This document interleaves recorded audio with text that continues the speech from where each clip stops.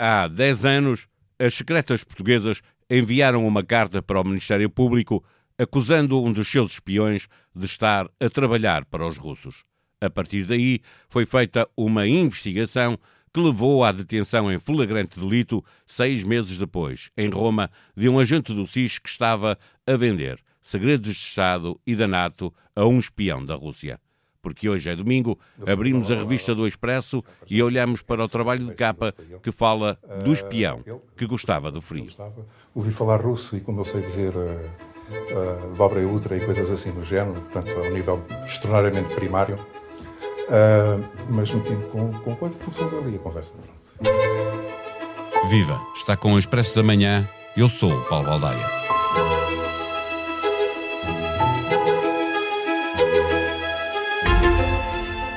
Frederico Carvalhão Gil, numa entrevista à TVI, contando a sua versão sobre a forma como conheceu o espião russo que lhe pagava muitos milhares de euros a troco de informação classificada.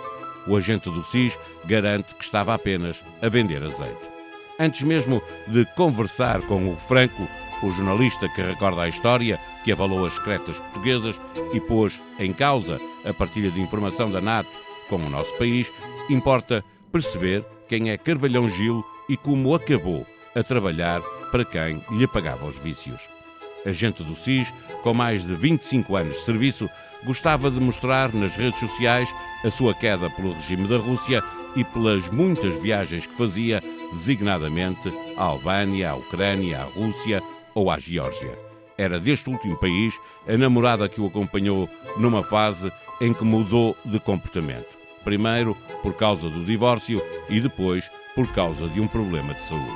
O espião português era, pelo menos nesta altura, um noctívago frequentador de bares de striptease, tendo garrafa em vários destes estabelecimentos em Lisboa.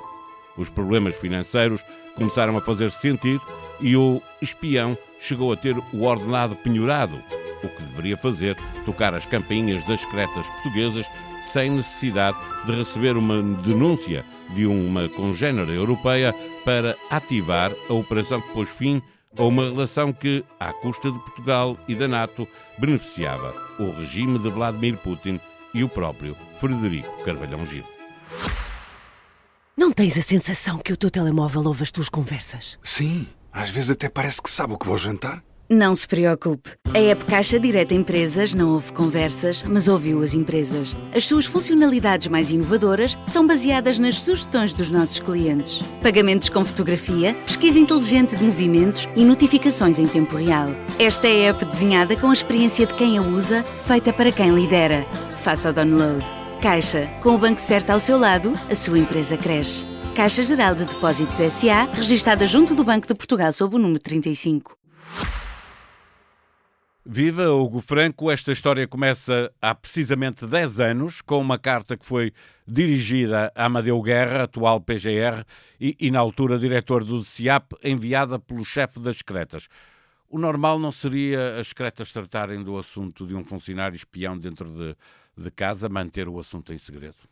Sim, o normal seria, de facto, as secretas tentarem resolver o assunto internamente, sem mexer demasiado as águas e tentar perceber se conseguiam colocar este espião no seu lugar, possivelmente expulsá-lo sem chamar a Polícia Judiciária nem o Ministério Público. No entanto, este caso de Carvalhão Gil é um caso excepcional, até porque em Portugal, publicamente pelo menos, não é conhecido o caso de casos semelhantes de espiões serem acusados e depois condenados para espiarem, para provender segredos de Estado e de segredos da NATO a forças inimigas. Este caso é um caso excepcional e um caso em que os serviços de informações decidiram agir pela via legal. No entanto, em todo o caso, antes de tomar esta decisão de avisar o MP através desta carta, ainda houve uma discussão interna para perceber se seria esse melhor caminho.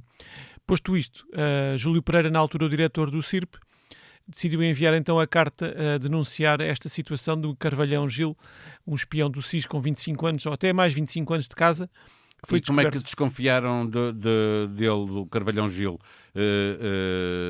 que podia estar a trabalhar para serviços secretos da Rússia? Houve uma denúncia, houve controle interno, o que é que aconteceu? Nós tivemos acesso ao processo, a todo o processo, estivemos a ler e a vasculhar um pouco o que é que foi escrito. Há partes em que não é dito preto no branco o que é que de facto aconteceu, mas percebe-se que, pelas entrelinhas, que os nossos serviços de informações foram avisados, alertados por serviços de informações congêneres que detectaram uma conversa, uma reunião num café deste espião do SIS com um agente russo em Ljubljana.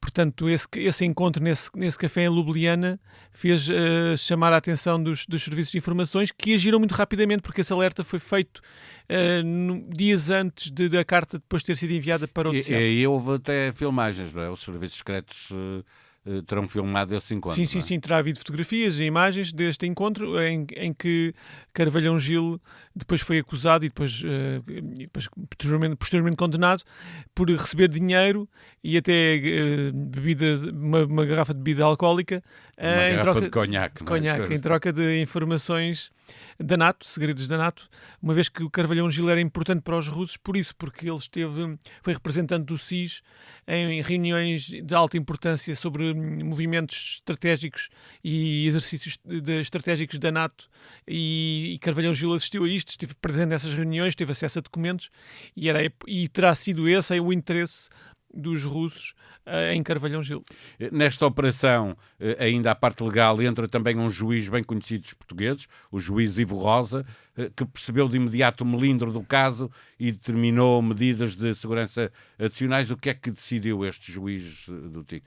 Dado a gravidade e a sensibilidade do caso, o juiz decidiu selar completamente as informações, colocou os documentos deste processo quase, digamos, num circuito muito fechado de pessoas, de funcionários judiciais, só 2 podiam aceder a estes documentos, os documentos ficavam num cofre em que só era aberto por ele. Portanto, houve ali medidas muito extremas, porque naquela altura em que a denúncia foi feita, seria muito grave se por acaso a informação viesse parar cá fora, e portanto essa informação foi tratada de maneira também secreta, digamos, ao máximo possível que é possível. Estávamos ainda na fase de investigação. Que informação é que foi passada pelo espião português às secretas russas? Houve depois um trabalho de investigação, não só da PJ, mas no próprio SIS, mas a PJ percebeu, através da ajuda do SIS, que Carvalhão Gil terá passado documentos da NATO, dessas reuniões da NATO, com dados concretos no processo. Eu vou também explicar um pouco. No processo há uma parte em que nós não temos acesso a ele, por isso mesmo. Ou seja, secreto, não é? Nós sabemos a informação qualificada. Com a informação, sim, que não se podia passar, mesmo depois do processo ter passado na Justiça, havia informação secreta que a NATO não podia divulgar e, portanto, é uma informação que nós não sabemos. Sabemos, sim, que era uma informação considerada grave. Entretanto, também, aí há pouco esqueci-me de dizer que também Carvalhão Gil também foi suspeito de passar fotografias de colegas dele dentro do próprio SIS, portanto... Denunciando esses espiões, pondo-os em causa um perigo, porque sabemos que... Se fossem operacionais em países estrangeiros era complicadíssimo. Claro que sim. E, portanto, era essencial que a informação fosse rapidamente investigada e perceber, de facto, que danos é que Carvalhão Gil tinha causado às secretas portuguesas. Carvalhão Gil era muito viajado. Eu estive a ler o texto que tu escreves na revista e que faz a capa da revista esta semana. Estes encontros com o espião russo eram sempre em sítios diferentes? Eles nunca se encontravam, segundo a ver, no mesmo sítio, não é? Sim, pela investigação eles foram percebendo que... Eles suspeitaram de 17 encontros, tinha havido 17 encontros, que depois na Justiça e em tribunal não foram provados todos, só uma parte muito pequena que foram provados, mas na altura, no início da investigação, a PJ e o SIS fizeram, digamos, vasculharam todas as viagens que fez Carvalhão Gil nos anos anteriores e perceberam que havia 17 muito possíveis capitais, e não só cidades europeias, em que Carvalhão Gil se terá encontrado com este ou também outros espiões russos, mas é este Sergei foi um principal que Carvalhão Gil terá tido encontro. Portanto, que ele dizia que conheceu cá em Portugal. Já lá vamos. Sim.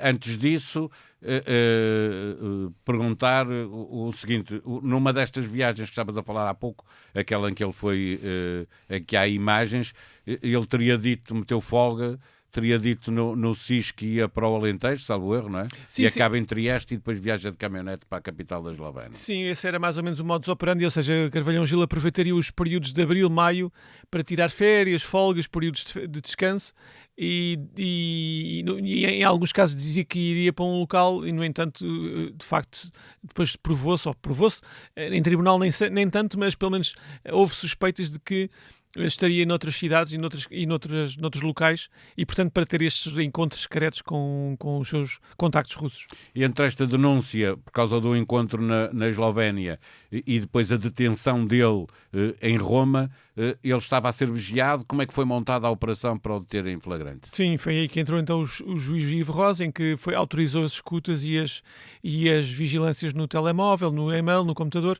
e portanto a partir do momento em que ficou monitorizado em todas a Polícia Judiciária conseguiu perceber onde ele andava, com quem falava, e percebeu-se que a dada altura Carvalhão Gil marcou num telefonema com um concessionário, perceberam que ele ia ter uma viagem e essa viagem depois também perceberam pelas pesquisas que ele fez no computador que seria para Roma numa determinada data. Então nessa altura começou-se a preparar toda a operação, nomeadamente com a ajuda das autoridades italianas, preparando cartas rogatórias e medidas de justiça para a operação ter a legalidade para se poder fazer a detenção em flagrante delito. E houve vigilância por parte dos italianos do espião português, que, sendo espião, estava treinado para tentar fugir à vigilância que tivesse acontecido. Tu contas essa história também? Sim, é muito engraçado. Ele houve, no próprio dia em que o Carvalhão Gil chega a Roma, aliás, no dia seguinte, no dia do encontro, Carvalhão Gil, e é descrito no processo, que ele fez manobras contra vigilâncias de pessoas que já estão habituadas a saberem, a despistarem quem os pudessem estar a seguir. Ele não sabia que estava a ser seguido, no entanto, como medida de preventiva, entrou em lojas, saiu, desceu as escadas rolantes, entrou no metro, mudou de rua, sempre... Olhava para as montras para ver se vinha alguém no flex no vidro, do vidro, se via alguém que estive comum, com uma cara comum que pudesse estar a segui-lo. Portanto, faz lembrar um bocadinho os filmes. Não é? É mesmo muito. Carvalhão foi entregue às autoridades portuguesas pouco depois da detenção em Roma. E o que é que aconteceu ao espião russo? Nós pedimos também a extradição dele? Sim, foi um processo um bocadinho doloroso, digamos, porque doloroso para as autoridades portuguesas, que tinham a expectativa de extraditar não só o português, como também o russo para Portugal, para depois também ficar a braços com a justiça. Mas, neste caso, não funcionou. A parte do português veio para Portugal, de facto foi extraditado, um mês depois, se não estou em erro, e o russo não. O russo, as autoridades italianas não deixaram que ele viesse para Portugal.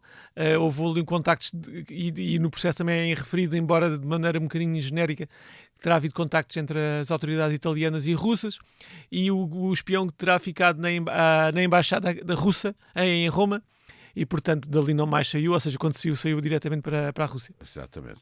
Na altura em que tudo isto aconteceu, havia já um conflito latente entre a Rússia e a NATO e alguns países europeus, que viria, aliás, a ter um grande reflexo na anexação da Crimeia por parte da Rússia, um episódio marcante, obviamente, em 2014. Havendo informação da NATO nesta história de espionagem, as relações de Portugal com a Organização do Atlântico Norte ficaram prejudicadas? Próprios serviços admitiram depois nos inquéritos internos e nos próprios depoimentos dos diretores dos serviços de informações ao Ministério Público, eles próprios admitiram que aquilo era um golpe duro, porque obviamente que acabou por abalar um pouco a confiança que a NATO tinha nas autoridades portuguesas, porque confiavam que estes documentos nunca viessem para a praça pública e muito menos para as mãos do inimigo, naquele caso a Rússia. Portanto, sim, foi um momento com certeza difícil para os serviços de informações. Aqueles anos de 2015, 2016, 2017, imagino que não tenham sido fáceis. Não está isso descrito no processo. Aqui é mesmo uma ilação minha de quem acompanha estas coisas, sim, de certeza que foram tempos complicados. Já há pouco estávamos a falar do momento em que houve a suspeita e o momento em que foi detido, esse intervalo. Carvalhão foi vigiado pela Polícia Judiciária, portanto já não estou a falar de Roma, é antes disso. o que é que se descobriu sobre a vida que ele levava? Também tem episódios bastante marcantes, não é? Tem episódios interessantes. Pronto, há uma parte mais pessoal em que, obviamente, que depois, quando se faz estas vigilâncias, as pessoas, os polícias e as autoridades percebem da sua vida cotidiana, e há coisas, obviamente, depois acabam por não interessar para a investigação, mas acaba por ser por uma curiosidade. Mas também mostra o tipo de vida que ele levava e a necessidade que tinha de dinheiro, não é? Porque num outro texto que escreveste lá atrás, na altura em que isto aconteceu, davas conta de problemas de dívidas que ele tinha, etc. Sim. É verdade. Perceberam isso e terá sido esse o móvel, até poderá ter sido esse o móvel de Carvalhão Gil ter começado a trabalhar para a Rússia, ou seja, o dinheiro, precisar de dinheiro para pagar dívidas, e portanto o dinheiro é sempre uma parte importante nestes processos, é a parte da ideologia, a parte do dinheiro. Já lá vamos à parte ideológica. Antes, as tais características de vida de Carvalhão Gil. Sim, era uma pessoa com uma vida mundana, digamos, noturna, ia a bares, era uma pessoa que conhecia os porteiros, segundo nos contaram. Bares, striptease e etc. Pronto, eu não queria entrar por aqui. Não, mas é o que está lá. É o que está lá e é o que faz parte do processo. Eu estava a tentar ser polite. Sim, mas ele era frequentador desse tipo de bares. E, portanto, era uma vida, digamos, boémia, e, portanto, também é um tipo de vida que, para um espião, digamos, não será a vida mais indicada, porque um espião requer uma pessoa em que não fique na mão de ninguém, e o facto de estar a ter uma vida um pouco boémia mais do que a média, faz que, obviamente, se torne uma presa mais fácil para um predador. Presumimos que o fazia por dinheiro, até porque tinha contraído dívidas. Havia também, estavas a falar disso há pouco, alguma ligação emocional à Rússia, não é? Ele tinha muita... E isso era claro, era evidente. Ele sem dúvida. Sim, ele tinha várias... Usava camisolas do KGB, foi fotografado inclusive com camisolas. Obviamente são camisolas de turismo, não são camisolas, obviamente, mas percebe-se que há uma ligação. Ia lá muitas vezes também. Portanto tinha ligações muito fortes para com os países de leste. Terá feito afirmações, um pouco até na altura, entre os colegas, que depois, a posteriori, depois foram lidas como sendo um sinal que estava... sido... em que os sinais de alerta estavam lá todos, sim. Esta história acaba com uma condenação, mas o espião que trabalhava para a Rússia já está em liberdade. Sim. Ele foi condenado a 7 anos e 4 meses de prisão em 2018, num processo à porta fechada. Foi uma pena por espionagem. Cumpriu metade para ir? Sim, terá cumprido, não fiz as contas, mas sim, terá cumprido metade. Acabou por sair em 2021. E portanto, terá uma vida agora. Tentámos contactar através do advogado, não conseguimos, mas terá ele deu uma entrevista em exclusiva à TVI, depois de uma posterior ou anterior, não tenho a certeza agora, da sábado, em que ele, definia a sua vida agora como uma vida muito pacata, que via televisão. Essa posterior, a da sábado, a da TVI é em cima do acontecimento. Ok, foi isso. E, portanto, ele define a sua vida como um reformado, como uma pessoa que lê, que está interessado no direito e, portanto, passa a mensagem, entre aspas, que tem uma vida completamente normal, como teria um reformado de qualquer outra profissão. Aproveito para lhe lembrar que hoje é o último dia para assinar o Expresso com 60% de desconto. Um ano por 52€, ou seja, apenas €1 por semana, e tem acesso a todos os exclusivos diários e à edição semanal logo na noite de quinta-feira. O desconto Black Friday também se aplica ao triplo acesso com uma subscrição. Expresso, SIC Notícias e The New York Times apenas por mais 34 cêntimos por semana, ou seja, 69,99 por ano. Se é um jovem residente em Portugal e tem entre 15 e 18 anos, ou algum dos seus filhos está nestas condições, ainda podem subscrever gratuitamente, até 31 de dezembro, uma publicação digital por 2 anos, incluindo, claro está, o Expresso. Explicamos como fazê-lo, basta procurar informação em expresso.pt. A sonoplastia deste episódio foi de José Sedovim Pinto. Nós vamos voltar apenas na terça-feira. Tenham um bom domingo e um bom feriado.